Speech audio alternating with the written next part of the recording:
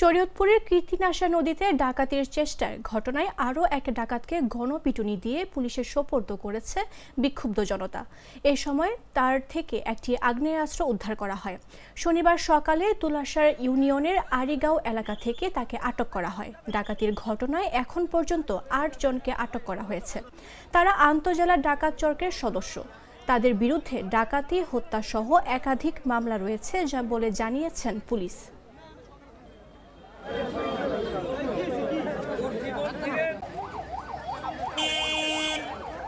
মাদারীপুরের কালকিনি থানাধীন রাজারচর নামক স্থানে ডাকাতির প্রচেষ্টা হচ্ছে এবং এখানে স্থানীয় জনগণ ডাকাতদেরকে প্রতিরোধ করছে।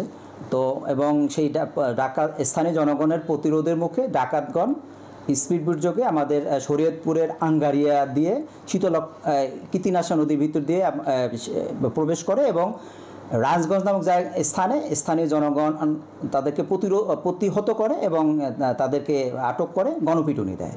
এই ঘটনাটি আমরা শোনার সাথে সাথে আমাদের জেলা পুলিশের পক্ষ থেকে অতিরিক্ত পুলিশ এবং ফোর্স নিয়ে আমাদের এডিশনাল এসপি নড়িয়া সার্কেল ঘটনাস্থলে যান এবং স্থানীয় জনগণের কাছ থেকে 7 জন কথিত ডাকাতকে উদ্ধার করে হাসপাতালে নিয়ে আসে, সদর হাসপাতালে নিয়ে আসে।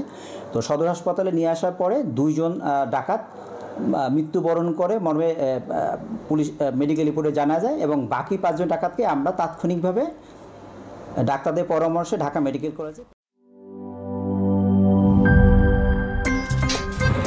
আমার একটা স্মার্ট সিদ্ধান্তে 25% গ্যাসের খরচ কমেছে। ভাবছেন কিভাবে?